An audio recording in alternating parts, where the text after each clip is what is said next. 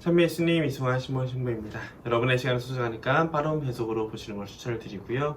오늘은 사실 악이라고 말하기는 어렵지만 우리 신앙생활 할 때 가장 걸림돌이 되기도 하고 디딤돌이 되기도 하는 인간관계에 대해서 말씀을 드릴게요.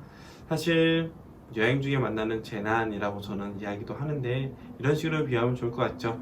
여행할 때 혼자 가면은 굉장히 외롭죠. 둘이 가면은 싸웠을 때 서로 답을 찾을 수가 없습니다. 특히 외국에 가거나 했을 때는 둘이서 싸운다면 이게 갑자기 불편한 관계로 여행 기간을 계속 마줘야 되는 일도 생기거든요. 셋이 가면은 왕따가 생길 수 있고요. 넷이 가면은 편이 갈라지기도 합니다. 아무리 좋은 여행이라는 각자 즐겁게 가고 싶은 마음에 준비를 했더라도 약간의 차이들이 모이다 보면 어느 순간 서로의 마음을 상하게 하고 서로 갈라지고 싸우기도 해요. 이것은 신앙생활에도 마찬가지인데요. 당일치기 여행처럼 가는 거라면 누구나 그냥 꾹 참고 잠깐만 참고 즐길 수 있지만 오랜 시간 3박 4일 막 한 달씩 이렇게 여행 갔을 때는 같이 가는 사람의 합이 정말 중요하다는 것은 다 알고 계실 겁니다. 그래서 신앙생활 역시 여행을이라는 하나님께 향해 나아가는 정말 소중한 기쁨과 행복을 향해 나아가지만 서로 간의 갈등 요소들이 쌓이다 보면 오히려 성당 가는 것이 어려울 때도 많이 있습니다. 자, 그럼 생각해 볼까요? 여행을 갈 때 함께하는 사람들이 왜 싸우게 될까요? 보통 같이 친한 사람들, 같은 취향이 비슷한 사람들, 혹은 오랜 시간 같이 시간을 보냈던 사람들이 여행을 같이 갈 확률이 높겠죠.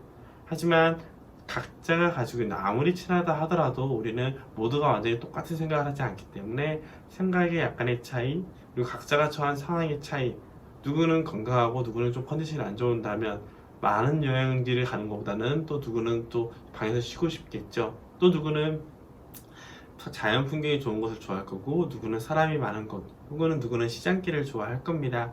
이런 식으로 약간의 차이들이 서로 간의 갈등을 주는 일이 생기게 돼요.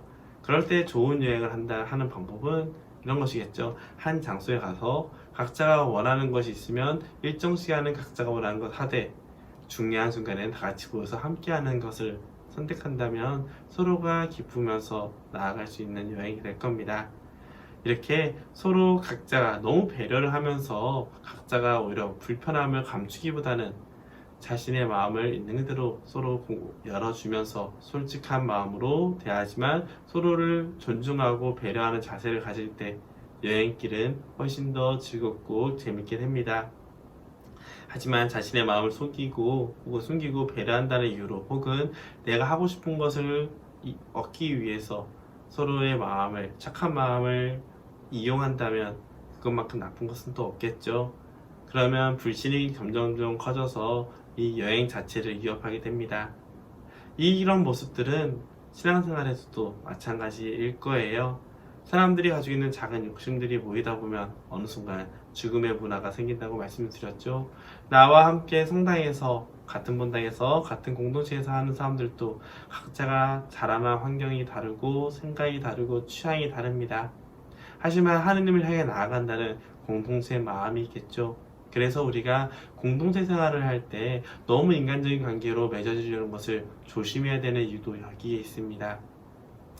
하느님을 향해 나아가는 중요한 목적지 앞에서 서로가 서로를 도와주면서 나아간다면 생명의 문화, 하느님께 온전히 충만하게 나아갈 수 있는 여건이 이루어지지만 솔직함을 숨기고 혹은 다른 사람을 배려하기 위해서 혹은 내가 원하는 것을 얻기 위해서 서로가 서로의 마음을 이용하거나 어떤 일을 서로 떠넘기기만 하기 시작한다면 어느 순간 불신이 생겨서 공동체는 오히려 하느님이 아닌 인간적인 관계로 사교 모임이 될 수가 있습니다.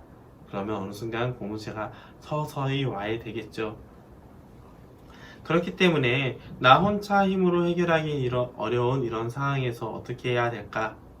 각자의 초심을 잃지 않고 서로에 대한 솔직함과 존중, 배려의 자세는 반드시 우선되어야 합니다. 그리고 우리의 목적지가 어디인지를 같이 모여서 함께 기도하고 계속 기억을 해야 돼요.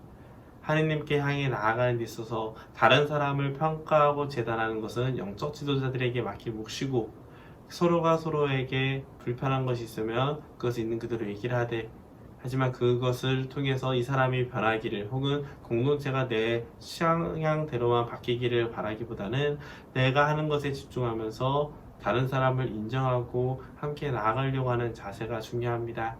그렇기 위해서 너무 깊은 인간적인 관계는 조심해야겠죠.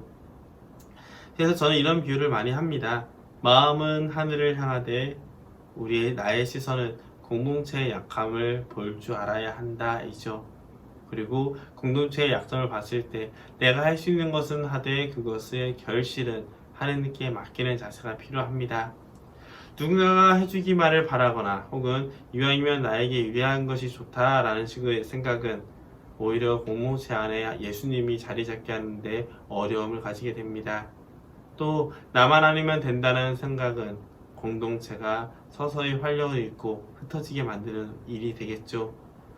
분명 하느님께서는 사랑이시고 우리 모두를 당신께로 초대하고 계시지만 우리들은 완벽한 사람이기보다는 연약한 존재라는 것, 약함이 있고 강함이 있기 때문에 오히려 서로가 서로를 위해 봉사하면서 조화롭게 나아갈 수 있지만 무임승차자라고 부르는 누군가가 해주기를 바라는 혹은 지시만 하려고 하는 혹은 말만 하려고 하는 사람들이 생긴다면 서서히 무너질 수 있으니 언제나 자신의 상황을 먼저 바라보고 나 먼저 나눠주되 이 사람들이 받아들이지 않는다면 하느님께 결실을 맡기고 내 자신의 신앙생활에 하느님과의 관계에 더 집중하는 것도 좋은 방법일 겁니다.